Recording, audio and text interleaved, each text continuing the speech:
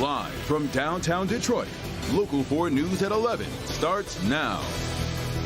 And we begin with storms developing just to the west of us. We are seeing a lot of lightning on our Ann Arbor Skycam there, as you can see. So let's start things off at 11 here with Paul Gross, who was showing us this taking shape earlier this afternoon. Paul.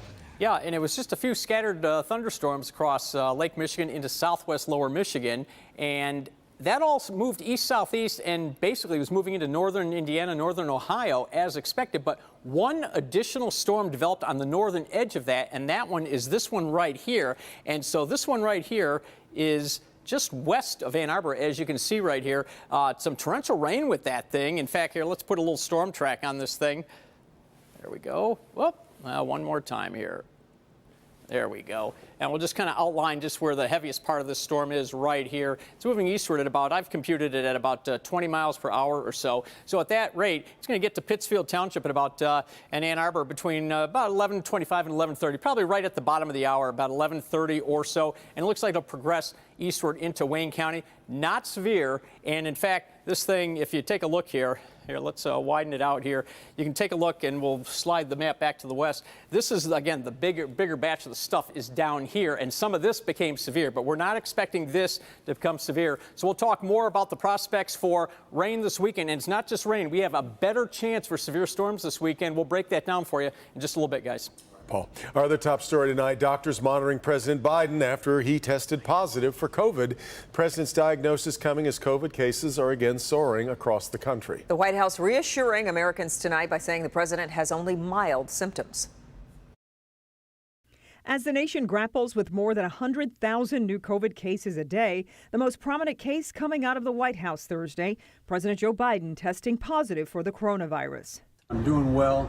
I'm getting a lot of work done. I'm going to continue to get it done. The president's personal physician releasing a letter stating Biden is only experiencing mild symptoms, including a runny nose, fatigue, and occasional dry cough. I really appreciate your inquiries and your concerns. The 79-year-old commander-in-chief tested positive after a recent trip to the Middle East. The White House says they're unsure, though, where he caught it. He's resting and taking the antiviral treatment Paxlovid and will remain in isolation until next Tuesday.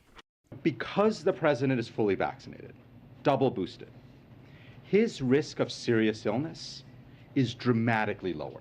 The president's diagnosis comes as COVID cases are soaring across the country, many fueled by the highly contagious Omicron variants BA4 and BA5. The majority of states seeing a 10 to 50% increase in cases in just the last 2 weeks.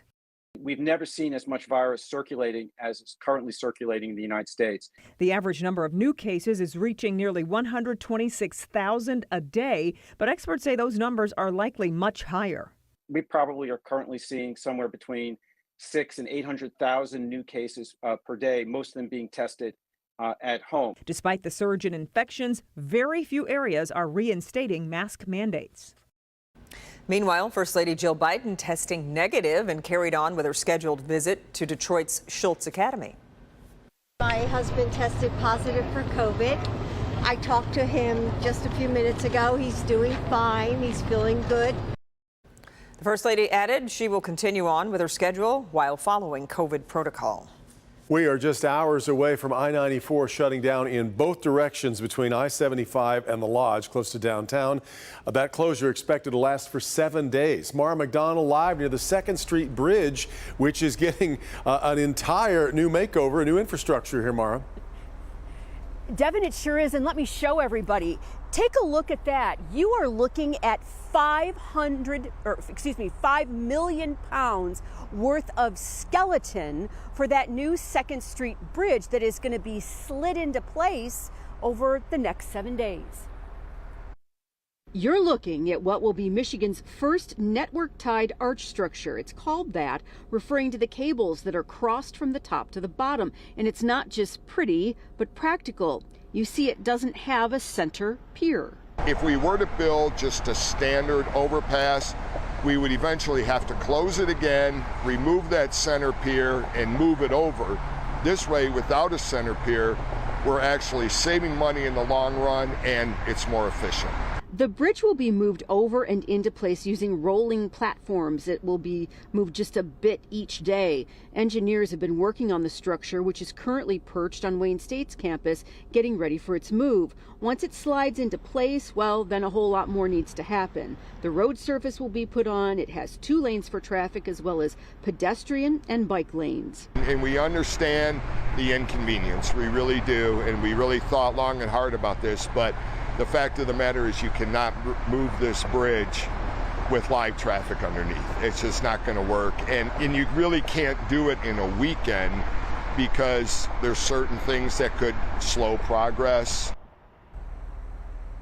Back here live, that I-94 closure goes into effect at 4 a.m. Friday, means it's going to be in place for the morning rush. And something kind of neat that MDOT is doing, they've mounted cameras up there.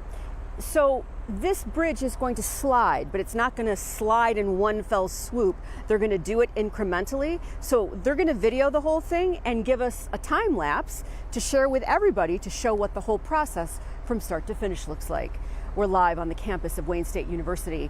I'm Mara McDonald, Local 4. So, Mara, we mentioned 7 days, the closure for I-94. Any word yet on when the bridge will be ready to accept traffic? To really be ready, right? Yeah. So here is what here's what MDOT says. This gets slid into place over the next 7 days. That's really just the start. Then they have to do, laying the surface of the roadway and all the rest of it, which is going to take a substantial amount of time.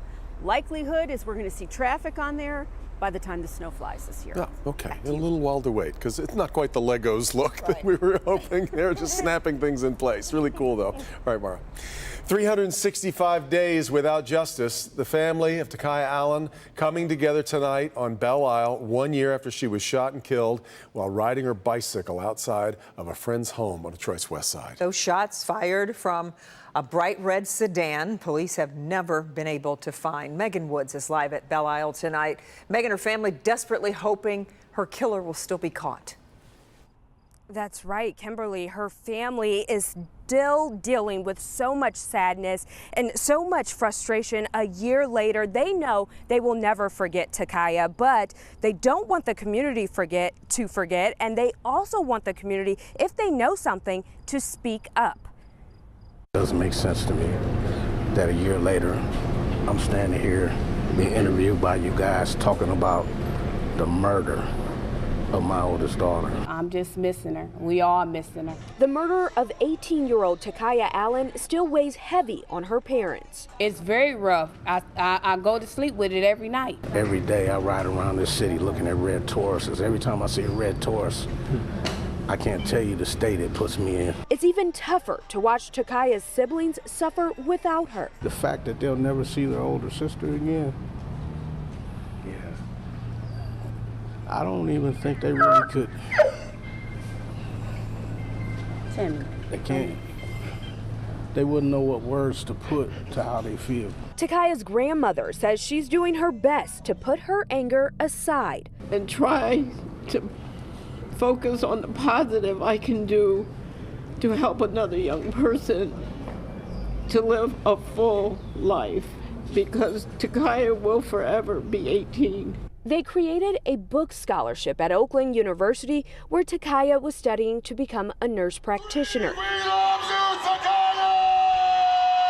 As they honor her life, they still have the pain of knowing it's been 365 days and her killer is still out there. Somebody out there in this city knows who was in that car that day. They know. And if that's you and you know who was in that car, you're asked to call 1-800-SPEAK-UP. That's Crime Stoppers. Again, 1-800-SPEAK-UP. And if you want more information on that scholarship in Takiyah's honor, we'll have that on clickondetroit.com. Live in Detroit, I'm Megan Woods, Local 4. Okay, Megan, thanks. Hours from now, the accused in the Oxford school shooting will be back in court. Ethan Crumbley is charged as an adult in the murder of 4 students. And there are, you may recall, monthly hearings to decide if he should be moved to a juvenile facility. Last month, the judge decided Crumbley will remain in the Oakland County Jail. The court has set a tentative trial date. It's not until January 17th of next year.